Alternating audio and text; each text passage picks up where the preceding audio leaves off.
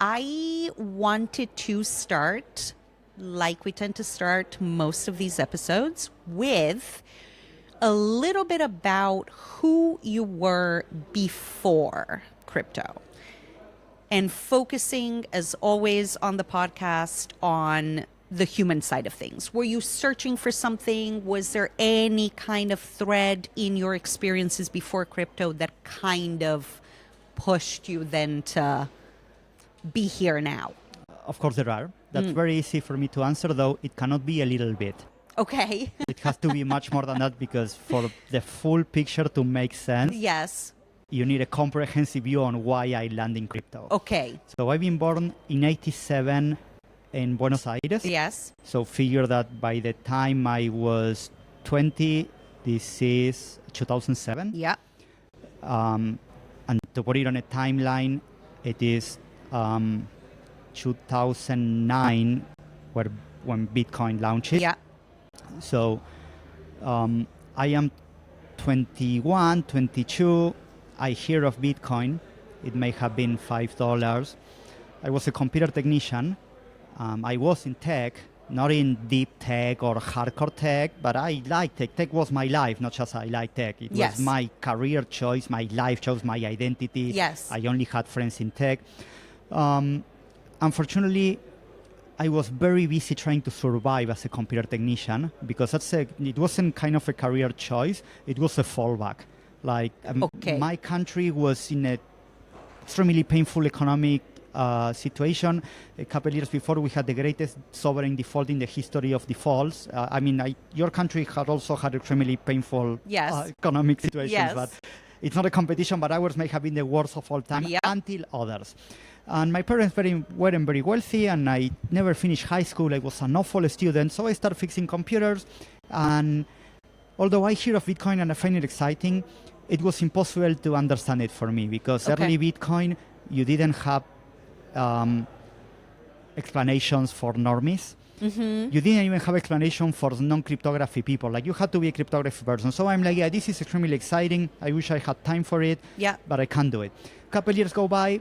Bitcoin had its first pump, 2013, and it is a couple $100. And like, this has to be really exciting. And I had a couple more minutes.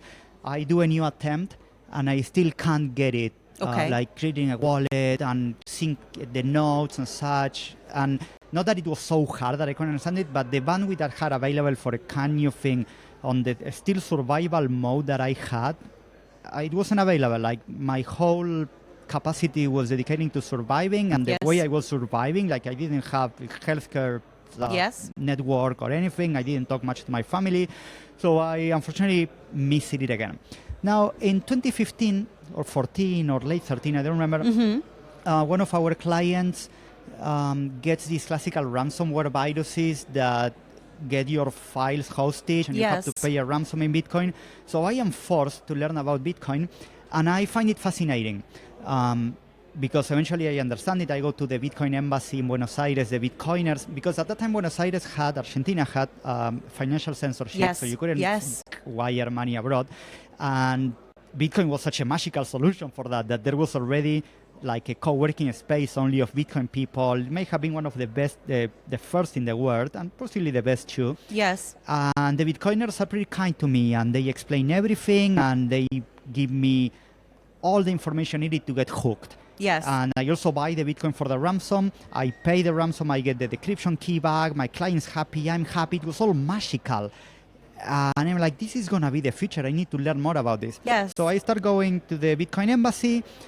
Somehow, I'm not going into much detail. I could one day, but it's not so important right now. I hear of Ethereum. It launched like a month before. So this is around half of 2015. Yes. And I also find it interesting.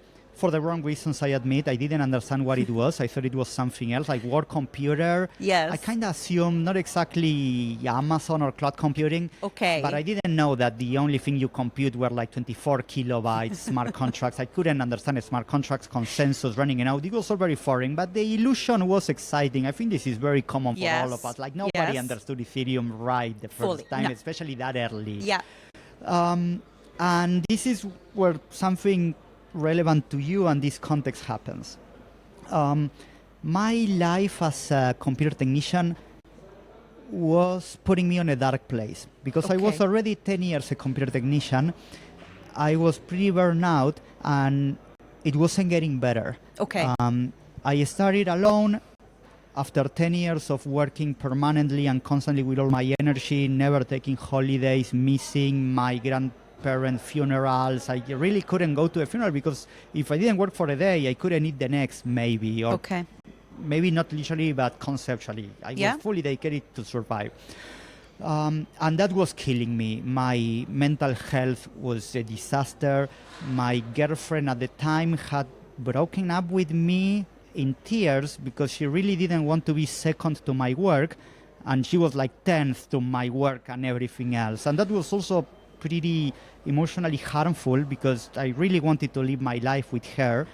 And I was like, I couldn't keep my most precious possession because I'm so deep into this company that doesn't even make money and had like 20 employees but had no autonomy. So the 20 reported to me. It was a disaster. So I do something crazy. And I take half of my net worth, which may have been like $50,000. Like I by then I was already 27 or something. So I had worked so hard that I made $50,000. And half of it, I used to buy Ether. That was around $1. I didn't know what I was doing, but the idea of something that could take me out of the mess I was into was appealing. And I was like, I either wasted this money and my life goes on, or maybe something takes me out of the hole. And couple years after, Ether starts to appreciate because after I bought it, it continued going down. And I managed to leave such painful state on which I was of that permanent burnout, inability to do anything else, but also needing to survive.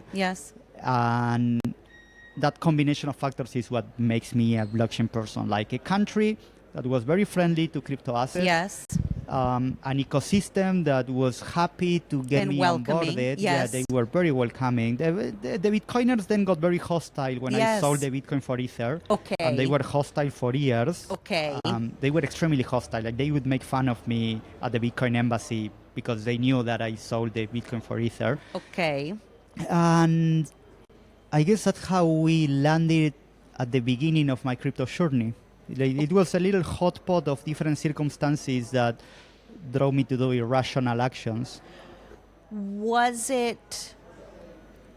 Did you feel a sense of dread or excitement, or was it mainly something needs to get me out of this space that I am in mentally? I have bought into the little delusion of the many things that Ethereum could power. The first couple years of Ethereum, you could hear anyone that understood a little and had some public speaking talent pitching all kinds of dreams and new ways of doing commerce and business and identity and social. And it was inspiring because although we weren't in the pandemonium that we are now with the platforms, you could see that big tech in 2015 was already way stronger than it was optimal. And deplatforming was a thing. And arbitrary abusive situations based on your culture or skin color or whatever were commonplace. Kind of the same thing they are happening now every day. They were starting to happen. So the idea of a system that could allow for fair, disintermediated transactions and communication software and everything else was exciting. I don't know if I was thrilled because not understanding, like, given I try to be a person of science and not understanding the thing, I wouldn't allow myself to be over optimistic if I don't get it.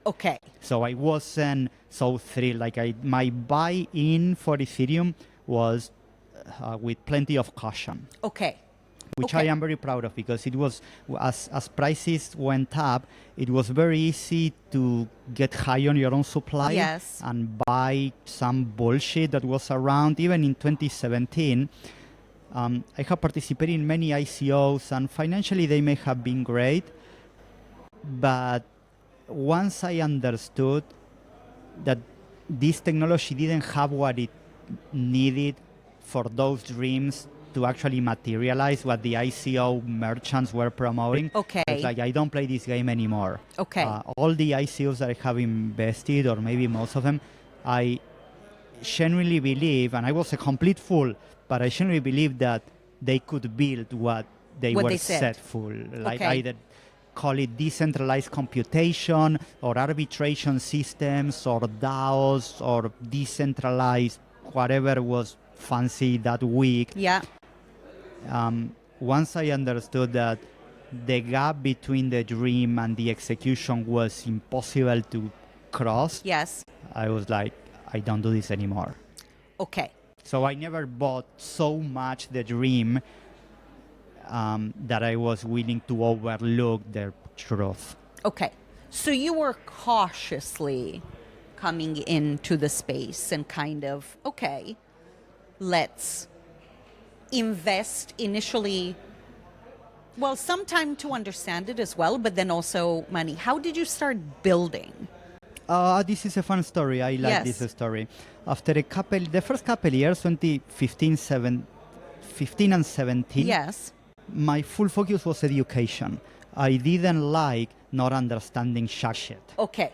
So I spent all my energy going to courses, meeting people, digging into Reddit, and that felt great because it was very uncomfortable to be invested in this thing, not knowing what it was. Yes. I didn't even dare to call it investing because this is not what I've done wasn't an investing. Like an investment is something you do with information and expectations. Yes. And I was just desperate for a change, and I tossed money at a roulette. Yes. So I wouldn't call it invested, but I was invested. So the first couple of years I used for educating myself. Yes. And I eventually plateaued because my ability to get more concepts on such abstract concepts and spaces and without resources, because still in 2016 the resources are all awful, like they are all designed for computer scientists or cypherpunks and such, and I was neither. Okay. So I get bored, or not literally bored, but I find myself slightly purposeless. Okay. And I noticed that in the hierarchy of the Ethereum social contract, yes, the higher tiers were like core developers. Yes. They were like the higher, the most praised people. Then you had some academics maybe that may have not been core developers, but they had so much to offer and they were praised all around. And there were different, the layers of the caste. Okay, yes. In Ethereum, yes. I don't know if it's derogative to call it like a social hierarchy. Or like system. Participants or like builders. Oh, yeah. When I say caste, it's like in India where if you are born in... Oh, I see. A certain like group. Let's say groups. And there's little social mobility. Yes. Like if you are born a core developer, you die a core developer. Okay. If you are born a VC, so you die a VC. So you can move up, and I see. I see what you're saying. I was in a fairly bottomish tier, like I was kind of token trader because I was buying and selling crap, trying to make my way out of financial hardship. Yes. And maybe I was an enthusiast, but that again, it's not something that the ecosystem finds very valuable. And I noticed that there was a smaller group of people with little members that were fairly highly priced, and those were the builders. And who loved the builders the most? The VCs. The VCs loved builders, again, 2016, 17, because it was sorely needed. Like Ethereum was supposedly offering a blank canvas for building all these magical dApps, and nobody was there for building them. Okay. So I think I could become a dApp developer, and that could be great for my position in an industry that has already flattened out for me. Like I wasn't growing anymore. And this is still like a couple years before I start POAP, because POAP starts in 2018. Yes. But I noticed that being a builder might be the highest status I could acquire. Okay. So a couple things keep happening. we had the craziest bubble of all time by the time. Eventually, we had crazier in 2017. I ride that wave, doing it very crazily, like going to Hong Kong and Singapore and Chicago and London, trying to chase the latest, hottest deal. And I landed some of them. I have crazy stories that unfortunately I can't say on the record because I'm not proud of them. Okay. But if you know, like if you were in 2017 and you talk about crazy stories related to ICOs and such, you can imagine what I'm talking about. Okay. And I've done a lot of that. Okay. When the bubble bursts, yes, I find myself in a little crisis because the consensus of the blockchain industry shifts big time, and it shifts to a position on which Ethereum was a failed experiment. Okay. The Bitcoin media conglomerate, meaning CoinDesk and Cointelegraph and other outlets, were successfully installing the view that Ethereum had promised a lot, and it had a very effective leader that created a very great cult that pumped a lot. But ultimately, Bitcoin was the only blockchain because the smart contracts were too complex, and Ethereum had lots of shortcomings, like proof of stake wasn't happening, and proof of work wasn't sustainable, and the tooling was hard. And one true thing that the Bitcoiners said, it's like, Ethereum is 3 years old, or more, depending when you count the beginning, but it's been 3 full years of mainnet, and not the slightest, smallest promise has been fulfilled. There were literally 0 dApps. Agor never launched, DShix never launched, MakerDAO didn't launch, some said they were going to launch. What had launched was CryptoKitties, that ended up being extremely traumatizing experience for most, because the few earlier ones that bought them cheap were very excited, but 90% of them lost cash, and like actual real cash. Yeah. So the Bitcoiners weren't wrong saying that Ethereum was in a failure route. So I asked a couple friends very close that were also deeply invested on Ethereum, not as I was, but still. Yes. What can we build that legitimizes this tech? That can be used to say, see that you can build software on this crazy platform. And here it is. That actually does something. We made a way harder goal. It wasn't just building software, because there were software, like CryptoKitties was there. Yes. The goal that we set ourselves to was, we have to build something that uses blockchain for the right reasons. Okay. Meaning that if it could be built with other tech stack, then it's not work. It. Right. And it has to be non-speculative, because we kind of knew that you could build better casinos. Yes. But that wasn't what Ethereum was promising to the world. Was that an important piece for you? It was fundamental. Okay. We wouldn't build something if we didn't find something that was non-speculative. Okay. And we set the bar very high, and it gets harder. It also had to be regulatory compliance worldwide. Okay. Because there were plenty of promises about things you could build on Ethereum, and some were real, like you could build darknet markets. Yes. Darknet markets were a huge thing back then, and privacy system for doing illegal stuff. But that wouldn't be legitimizing in the way we were after. Mm-hmm. And there were a couple other constraints, like it couldn't be regulatory arbitrage, and it should be for the whole humanity, not for the crypto people. So it was a very tall order that we designed. And I'm very proud that after heavy brainstorming, we found something to build. Because since a very early age, I was obsessed or highly interested into the concept of preservation of digital assets. Okay. When I was a computer technician, I always wanted to keep all the versions of the software I installed in case I want it for a reason, or even if I didn't want it, I just wanted to be able to access the software even if it's not for sale anymore, or if I took pictures, like I had a digital camera at the time, and I wanted a system to preserve them, and the cloud is not it, because the cloud is someone else's computer. Yes. And your own computer is not safe enough, because what happens if your house gets on fire? So digital preservation of digital assets was always in the back of my mind, like since I was a teenager, so 15 years before blockchains. Why do you think that is? Do you know? Autism? I mean, it has to be that. I like trains. I love trains. Trains are my passion. Okay. They always were. Okay. And I like computers beyond I can explain. Yes. And I combine a couple of those things, and I also have separation anxiety. So if you touch my stuff, I get freaked out. Okay. So when a software company released a new software and didn't let you download the other software, I could get extremely anxious. So I wanted to be able to preserve what I own. Okay. So the dream of true ownership of digital assets that Ethereum had promised since before it launched was like, this is it. I need this to be happy. Like, I won't ever be happy if I don't have this. Okay. I love this. So it connects in a way that at the time, it was a dream come true for me. I even, before blockchain existed, I made attempts at POAP. Yes. That weren't POAP, they didn't look like POAP, but what I was after was the ability to preserve my memories in an effective, verifiable, credibly neutral, reliable, permanent, immutable way. Yes. I failed spectacularly because I didn't know how to do it, but the dream was there. Was always there. The vision was always there. All of those ingredients So the idea of building POAP, and I will explain what POAP is for the crazy of you, that if you're listening this and you don't know what's POAP, you are going this in the wrong order. Like this podcast, you don't listen before you learn what's POAP. Okay. But I will still explain what's POAP. Okay.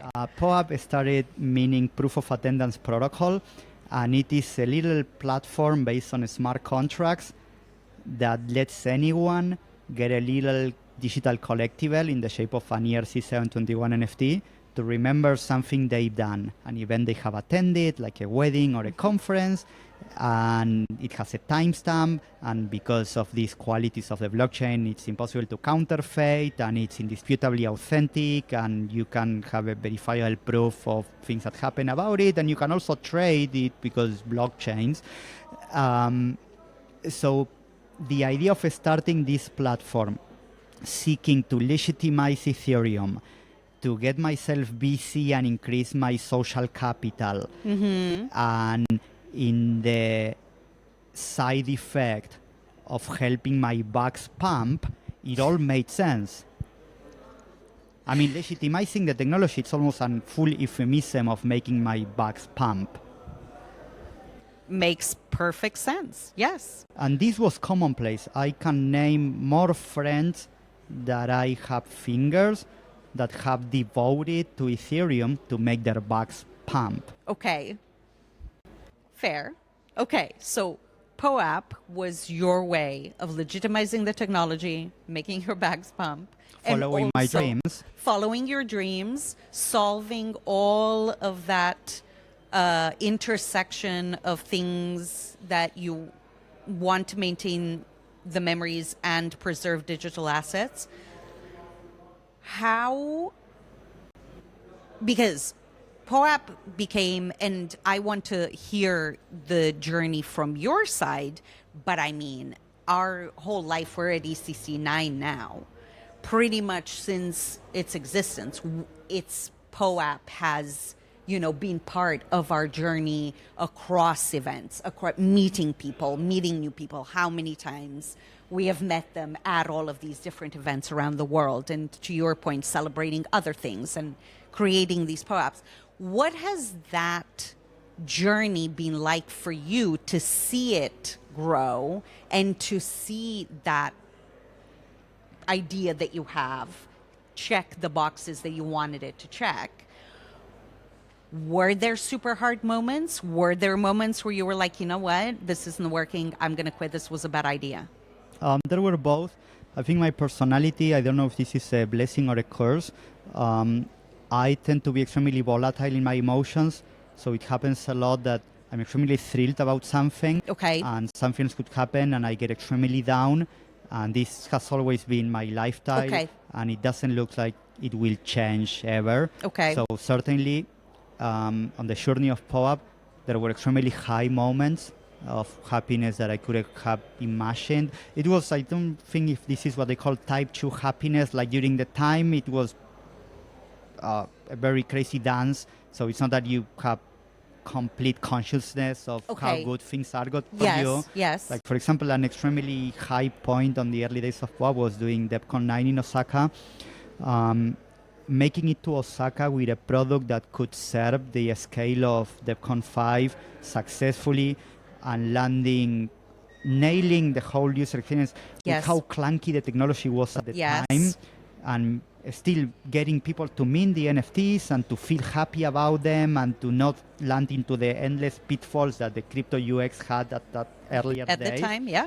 That was an impressive feat that I'm surprised we achieved. It was only the team I hired for doing it that I have little. I mean, I still had massive credit to take, but we learned plenty of very hard things to nail. So that was an extremely exciting time. But running it was so stressful as well that it was very hard to capitalize the happiness while it was happening. Okay, to fully be there and enjoy it. Yeah, no, there was little enjoyment during it. Okay. And even when Devcon 5 wrapped up, I think you were there too. We got a cyclone, so we couldn't even go typhoon. back home. Right. Yes. So it was only later I have enjoyed it. Okay. Once you were out of the typhoon path. That was, for example, one very high. Now, one low, it wasn't as equivalently low. When the pandemic hit, yes. POAP was only in real life. And we were like, okay, this is the end of POAP. Like, there's nothing we can do. And I was sad, but not too sad, because POAP wasn't so much in my life at that time. When the pandemic hit, early 2020. POAP, it's a 2-year-old project in which I have invested 2 years, and it was nice and such, and maybe this is the end, but it didn't feel as other lows felt later. Okay. So it was a little low, but kind of a miracle. We do an implementation in some metaverse like Decentraland and Sandbox and others that no longer exist. Yeah. Not only we started growing, quickly after we achieved KPIs that we only expected to achieve in our most ambitious cases. Okay. So it was a very short-lived time of despair. Okay. So you saw it essentially, the world is shut down, and then doing metaverse stuff. And it's booming, and on a parallel track, but it's all the same track. Yeah, of course. NFTs start booming. Yes. And we were positioned in a place of privilege because we were doing NFTs years before. Yeah. And we had a product, kind of the only product that non-crypto people could use. Because all other products you couldn't use unless you were an expert. They needed you to have a funded account. POAP, you needed no money. Yes. So we got lots of newer entrants that were getting in because they were locked down on their places. And that was also very great. It was very hard to handle the attention. It's kind of the beginning of the course regarding the mainstream assumption that all NFTs are speculative assets. Yes. We weren't totally aware of how bad things could get. Okay. Because, there are plenty of NFTs that are speculative assets. Ours are not. And lots of people understood it. Some didn't. And ultimately, that can be identified as the cardinal sin for the NFT industry. And it's the death of POAP as we know it. POAP as a platform that uses NFTs for preserving memories can't succeed if the global population believe that NFTs are speculative assets that you use for wasting money. And energy. And that's what they believed. Yeah. For good reason. No, and there was a big, the movement and the push against NFTs. So you remember it affects the environment, it's bad, it's all of this. Some of it was deserved, not all of it, but that's not what makes it be the cardinal sin. Okay. That was misinformed narratives being installed by actors with who knows which agendas. Okay. But that's not the cardinal sin in the sense that things got so much worse. I mean, that was very bad. Yes. And it continues to be. But what makes it be the cardinal sin is that NFTs have the classical waves of technology adoption. Okay. Like on the early days, you have the investors and their friends. Yes. And they get some others to try it out. And then you get some early adopters that they hear of it. And that was like in 2017 when NFTs land. when POAP launches in 2019, NFTs were still a very small circle that may have had 100 people. Yeah, you had super rare, you had and couple. they were minimal. Yes, rare at bits, the time, yes. And OpenSea was already a thing, and Dapper Labs, of course. Yeah. But how many professionals were there? 100 maybe. Yeah. I start doing POAP. The first year of POAP, the ecosystem grows to maybe 1,000, 2,000. During the pandemic, the NFT market, users of NFTs, grows to approximately 1 million wallets. Who knows whether it's 1 million people, but there were high six figures people, 700,000, who knows. Yes. 99% of them got into the industry believing that it was kind of a system on which you put money in and somehow sometime you get more money out. Yes. That's the cardinal sin. Okay. That continues happening. There were a huge amount of promoters that were installing this vision either with their 10K PFP project or their equivalent thingy. DeFi also did plenty of NFTs. And that created a whole generation of adoption, like the outer ring of adoption, that genuinely believe, it's not that they knew they were gambling, they honestly believe that somehow this was a magical internet money system that you got more money out than what you put. They may have never heard of Ponzi schemes or they didn't care about them, but unlike some other Ponzi schemes or other of the classical crypto dynamics, the offloading of the bugs from the largest whales happens all at once. It wasn't like early Bitcoiners, like Bitcoin is cypherpunks offloading into very early believers of certain things, and then some speculators, and there is a fairly stable within Bitcoin standards offloading of bugs that makes it up to these days. Like, it's impressive that many have gotten Michael Saylor to be their buyer of last resort, and impressive madman that Saylor is, he got Wall Street to be the buyer of his bugs. So this was a very healthy, or at least credible process. In NFTs, all the KOLs and the 10K PFPs and other large or smaller actors, they all dump at once. Yeah. So this food chain of bugs pumping halts. And all the outer circle, all the bug holders get absolutely traumatized. It's a slaughter. Yeah. And I don't think NFTs will ever move on from this stigma. From that moment. The stigma that has been created about NFTs and crypto as well. Because POAP is a platform within a platform, and our platform, which is the Ethereum blockchain, is also on a deep crisis. And it's also suffering from massive stigma.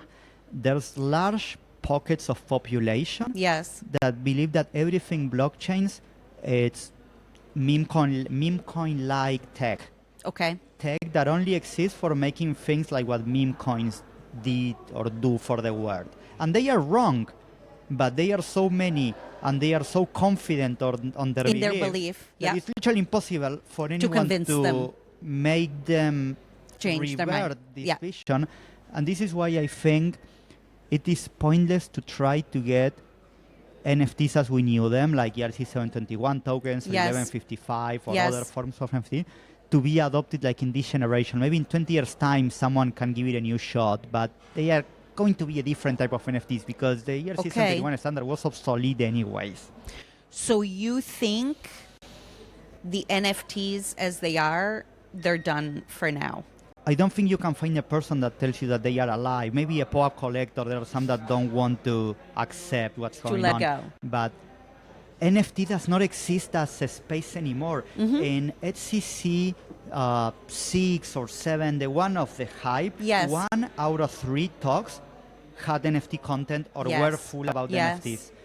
Last year, I think out of like 400 pieces of content that HCC produced, there were 3 about NFTs.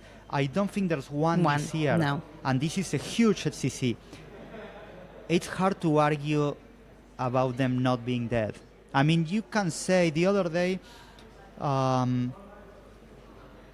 founders of Larva Labs, the creator of CryptoPunks, launched a new collection called queen or something with art blocks. It's the last curated art blocks, and it sold like $15 million worth of pieces of art. So it's not literally dead, like it literally no longer exists, but it doesn't exist on a way that it's socially relevant out of a very small circle. Even this week, they had Art Basel Hong Kong, and a few months before they had Art Basel Miami, and there was an impressive effort called 010, which is like the strongest NFT art people doing their best show. And there is, for example, this guy Shaq Butcher, who's an amazing communicator, and he did a mind-blowing implementation of blockchains that I'm very excited about. And there was also Beeple that did an extremely exciting thing with robots and AI and NFTs. Beeple is also an extremely good proponent of NFTs. So I don't say they're literally dead, but I also don't think that in this generation, this way, in this format, they will grow in relevance. Okay. What does that then mean for POAP? POAP has announced a couple weeks ago that we are putting in maintenance mode. Putting in maintenance mode meant we are setting expectations for attendees of HCC and our community. We have a community that's so passionate that I'm worried about them almost. I mean, that has been my responsibility as well. This is also why people like POAP, because plenty of crypto people understood POAP as their safe place. I made it be the safest place you could make, and they loved that. So we wanted them to know that we are not working on growing POAP as they know them, and we're refocusing our energy on building something new, a continuation of POAP that fixes many of the problems that made POAP unfit for global scale. Okay. Do you feel, how does that make, does it make you feel like the project is naturally evolving? Or do you feel you're almost putting to rest the old version? That is a failure. We call it by its full name. We have failed on our vision. So POAP has two stages: expansion and contraction. I started in 2018, and it's all expansion until approximately 22. Around the FTX collapse, that was shortly after the Three Arrows collapse and such, NFTs start bleeding, and so did we. So we were expanding a lot until the FTX collapse, more or less, and the expansion made us believe that we had a little chance. Because when I started POAP, success meant legitimizing Ethereum. And we got it. We believed that we had legitimized it, and because we've done that, we walked and others could run. Eventually MakerDAO did launch, and Compound launched, and Augur launched, although that didn't go anywhere. But then Polymarket launched. So we stopped feeling that we needed to pursue legitimizing Ethereum by doing these digital collectibles. We did. So you, in your mind, you had done the thing, the main thing. And it was fully successful. I actually remember the day when I said, this is a new beginning. It was during the pandemic, after DeFi Summer. We have made a POAP for the Super Bowl. It was like, there's no greater legitimization according to what I wanted, because the legitimization I wanted was just, there's something good that you can build and you can actually use it and you can mint this collectible. I was never thinking about global scale. It was absolutely reckless to think about global scale. It's equivalent as if you're building an aircraft, you have flown 1 mile and then you say, I want to cross the Atlantic. It was pointless to think about it. So when I achieved my first ambitious goal, I look back and what do I do? At that time, I was still kind of only me. I didn't have a team. I had an outsourced team and some friends that helped me, but it was very easy to wrap it up. And after several weeks of debating, I decided to give it a new spin and renew my ambition and make it be that system that I dreamed of that would let me get these digital collectibles when I visit somewhere. And I even post on Twitter, I only work at POAP because I want to mint POAPs. if I could mint POAPs, because POAP would exist without me, I wouldn't work at POAP. I would be retired, enjoying my life, following my passions, and minting these little circles whenever I could. Unfortunately, POAP is not mature enough for it to exist on its own, so I still have to run it. Okay. And that was kind of a new beginning. Okay. And that's when that's a project I failed. So the first Shem POAP was a complete success. Okay. Second Shem POAP, to call it somehow, this is the first time I call it this name, so I'm not sure if it's going to fit technically correctly, but we will see. Second Shem POAP has the goal of making it be global scale. And in a way that kind of succeeded too, because during peak NFT summer, we had more top 500 clients like Goldman Sachs and American Express and Porsche and Mercedes-Benz and you name them, than we could count. It was a complete success. What we failed at was at making it be self-sustainable. Okay. When the tourists leave, we retreat back to crypto natives, which felt counterintuitive. Okay. Because we are building a global scale product for the whole humanity to preserve their memories. Why are we retreating to our crypto own natives that are all fully acquired? They couldn't be happier with POAP. POAP was already giving them all the happiness they could get. And that could be identified as a red flag. Maybe that was the time to shut down. Okay. This was around Devcon Istanbul. So 2024. 4. No, maybe it was 3. It was 3. Yeah. End of 2023. Yes. November. Yes. We were retreating to do only Web3 stuff. Why would we do that if we were building a global scale product? Okay. And I tell you why. Because the other option was shutting down. But you persisted versus accepting. Do you wish you would have done it then or not? I think the reasons why I persisted may have been wrong. Okay. One of the reasons I persisted was because by then we had taken VC funding. Okay. Which we didn't need it or want it. Okay. Why did you take it? Because I thought that getting all those heavyweights behind me would help me with global scale adoption. Because when we've done our fundraise, we were so hot that I've done this stupid thing that they call Kinesian beauty contest. So I kind of made all the VCs go through a torture path to be able to get into our cap table. How did that feel? At the point, I felt extremely successful because they were all really lining behind me to put money on my pocket. Did it feel powerful? Did you feel powerful? I was never a power-hungry person, but I certainly felt the hottest person in the room. There was one time that a VC that I hold affectionate feelings for, he invites me to a $20 million villa in Mallorca, where he was celebrating his 40th birthday. We were friends before, so it's not that he wanted only to be on our cap table. Okay. But it was all fairly inebriating. Yes. And a little insane. And something I've done for capping the risk was instead of raising as much as I could, which could have been as high as 100 million or something, I only raised 10. Why did you put that cap? Because I wanted to only take an amount of cash that if I lost conviction, I could give back. Okay. Because you could tell that what was going on in the market didn't make sense. I knew it. So I didn't want to take the cash and then finding myself in a very awful spot. Okay. Ultimately, it did happen anyways. But I was very cautious of how crazy everything was going. Okay.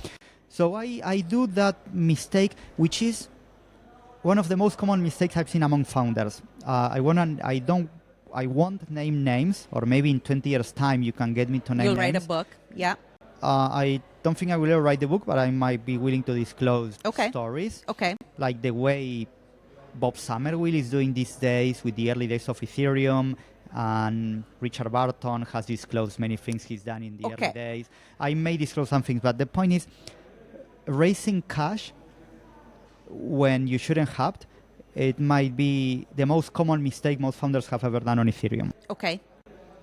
So I've done that mistake. We've done that crazy round, And by the time we had these strong signals that we may have to shut down, I was like, I am fully committed. I still believe on the vision. I think this makes all the sense in the world. There were KPIs that indicated that we should keep trying because we still had inbound for corporations and some large media companies like global scale movie studios. So there were signals that, but they weren't strong enough that they would have funded the company sustainably. So, I mean, in hindsight, it's very easy to say, yeah, you should have shut down then. But also I was following my dream of creating these little circles. And I was pinpointing every location I have traveled. I have attended pretty much all the East Global events they ever done. Yes. Many I know, more than most I've of their seen employees. You there. No, you 100%. So I was having more or less a good time. But I never also ignored that we were always in a declining trajectory since the top. Okay. And maybe we should have cut our losses earlier. Okay. But again, I was very obsessed with the whole thing and asked myself also, what would I do? Which these days, it's interesting because it's almost the same thing that the new owner of Farcaster did say. Farcaster was always on our radar. Okay. Because there were very similar goals. Okay. Farcaster wanted to make a consumer-first application for the whole world that used crypto for the right reasons. They call themselves a sufficiently decentralized social network. And they had a good team, and they were also building in Web3 Social, if you remember that category's name. So we always work closely to Farcaster. Okay. Earlier this year, when Farcaster decides to change their trajectory, Dan Romero, the founder, starts sharing little tidbits of why he decided to pursue other life missions.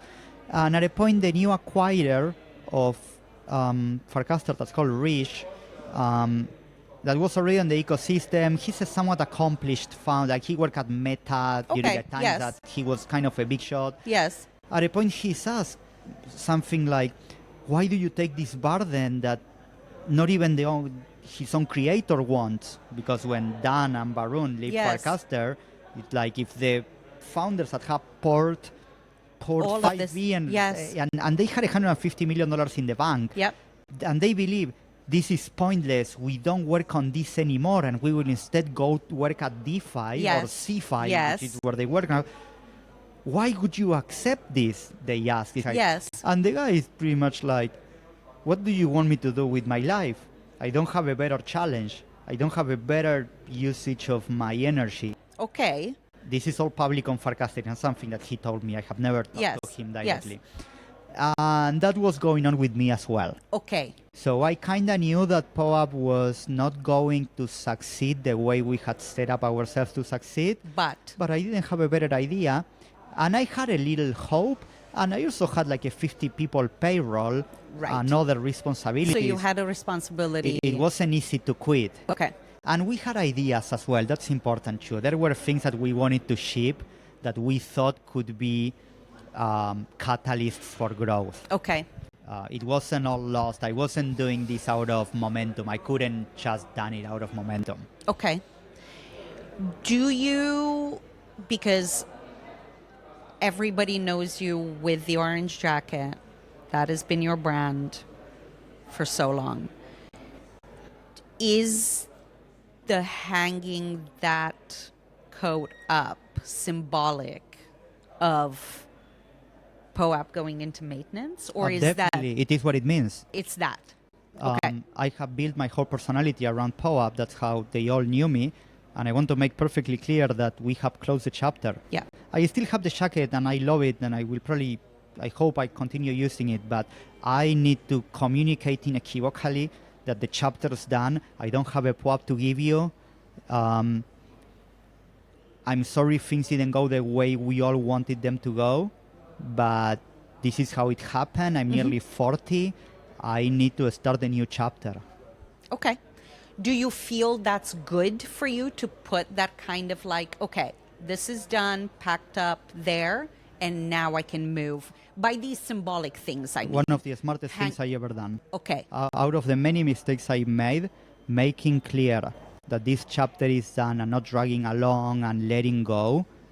I'm very proud of how it has come out. I mean, this is the first day of HCC, but I was having some little anxiety about how to deal with people because people are heartbroken. Like, they literally tell me that they are heartbroken, and you could see their sadness on their faces, because also POAP was kind of the last bastion of non-degeneracy in blockchains. Like, nowadays, you cannot be a blockchain enthusiast and have a community of belonging that's not financialized. Yes. So for hundreds of people, POAP was the safe place on which they could find like-minded people. They would come to HCC and they would talk about POAP, and they would show which POAPs they had and moments they have uploaded. There. I was there. Yes. And this was so commonplace for hundreds of people that the idea that this won't happen anymore, although we are not not even shutting down, but the idea that we have closed a chapter, I guess I'm happy that nobody has shed a tear yet, but it's been very hard for me to face, because they are a huge amount and they are having a very tough time. This is not something they are not digesting it well. Since we made the announcement until, which been like 3 weeks ago, until today, they were thinking whether they would see me or not in HCC. Yes. And when they saw me, they couldn't even articulate what they wanted to communicate. I mean, they don't even need to do it. I know it. I know them. Yes, and you feel it. Yes. But they are overwhelmed to a point that I'm glad that I'm not using the jacket, because the attachment they got to the jacket and the patch and the Hello Kitty bag, there were a couple goodies that I made this anchor. Because what happened, this is kind of being a victim of my success. The reason why I've done all this show is because on the very beginning of POAP, I had the very tough challenge of explaining why POAP was a superior digital collectible. Okay. And why is that? Because NFTs have all these great qualities, but for people that are not expert in blockchains, or even if they are, but they are not collectibles people or whatever, if you never connected the dots, it was a little like Ethereum was for me on the early days. If someone didn't explain it to me, I could have understood it. Yes. So I came up with this model of making people anchor to items, because people understand collectibles, like physical collectibles, and they go to museums, which is all about collectibles. That's why they call it collection. Mm-hmm. So I started giving them the patches. Like, I don't know where the camera is. These patches became an insane obsession for many. We've done more than 50 different models. Each of them has taken a huge amount of energy for them to be pretty, and I was so effective making people feel emotions about these little collectibles that now the emotions are too strong, because that was also kind of the secret sauce for people to love POAP. We just anchor them to something that made them feel something. Okay. And for many, it was feeling acceptance into a group or feeling listened. One of my strategies was that I would go to any event and I would publish, find me in Cannes and get a collectible. And I have hung out with a huge amount of people that had nobody to hang out. I have gone to New Delhi, I have gone to Bangalore. I would see very shy people or developers that had massive imposter syndrome, and I would help them with their projects or finding capital. So the emotions these people got when they got the POAPs were emotions that made them anchor to POAP extremely strongly. Yes. And we were very proud of this. It was almost a secret sauce for making POAP the most adopted and loved ecosystem, among other things, because there was a 100 people team behind me helping making this. But we were so effective. But when they have to think that POAP is no more, it's like, it cannot be. How could POAP be no more? I thought it would exist forever. And some call me out and hold me accountable and tell me, you tell me that this collectible was going to exist forever thanks you to blockchains. And, well, that's half true, because it is in the blockchain, but that's not what they mean. What they wanted to believe is that the pleasure they would get when they review their collection and all those things could keep coming indefinitely. And as much as I also wanted that, if we cannot make it be a sustainable organization, which we can, then that won't happen. Right. Okay. In closing, is there anything, and thank you so much for sharing all of this, and I think it gives so much insight into what it's been like for you and why you created POAP and how you navigated the whole journey. Is there anything that you've never said out loud about whatever? I'm sure there is. There's something I didn't say out loud because it's a recent thought. Okay. Which is, as I said, our platform, the Ethereum blockchain, yes, it's on a deep crisis because Ethereum is plus 10 years old. Yeah. And still the promises that the community or the leaders or some have made about what it would do for the world are not materializing. And the direction on which the industry and the ecosystem and the network seem to be going, it's not the direction on any of those idealistic goals materialize. Okay. Stable coins are an amazing product of Ethereum, but I don't think any of the early believers have signed up for Ethereum to shave a little basis points on a large hedge fund's balance sheet. Or to accelerate a little the settlement time of Western Union. And the dreams of fair systems that would help the disenfranchised and the abused be empowered, to give agency to global populations, I don't see any of that happening. Yeah. So I am a little worried that the Ethereum community is not reflecting enough on this. Okay. The leaders of the Ethereum community continue, the ones that remain, that aren't many from that time, continue trying to optimize a little the block times and the block size and to reduce the latency and maybe to increase the bandwidth and to add new cryptography opcodes and maybe even to upgrade the whole consensus mechanism, which is a magnificent goal. But I don't think any of that will provide the traction for Ethereum to fulfill its promises. Okay. Which, by the way, it's not even an Ethereum problem. I kind of feel that this is a blockchain problem. Bitcoin is not fulfilling the promises, nor Solana seems to be. I have spent quite some time in Solana lately.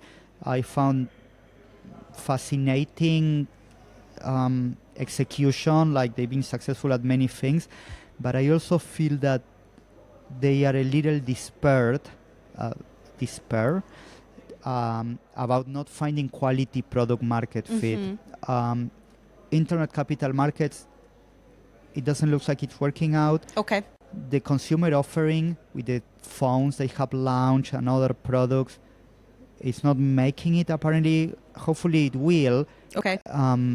But you're concerned. This is a overall. major problem. Like, this is not an Ethereum problem. This is a blockchain problem. There's a little, hopefully a low chance, but there is a chance that in 20 or 40 years, those that are alive, if it's not us, look back and see blockchains as something that existed since early 2000s to maybe late 2030s, but ultimately a technology that has been born on a flash of excitement, but ultimately was a flash in the pan. And not only this can happen, and it's possible that it happened, it has happened, for example, with the supersonic aircraft like the Concorde. Yeah. You had the Concorde in the 50s and 60s being an impressive promise of very fast travel, and it did launch. Yes. And it did transport a huge amount of people at very fast speeds. There's one guy that has taken the Concorde over several hundred times. Okay. But ultimately, it didn't. It wasn't something humanity wanted the way it was designed. And I feel the Concorde has flown for the last time in the early 2000s. Yes. It might be that blockchains are in the mid-90s of the Concorde. Okay. By mid-90s, the consortia that built the Concorde and the owners of them kind of knew that they wouldn't be ever more adopted than they were, but they already had the sunken cost and they were still trying, but there were little hope.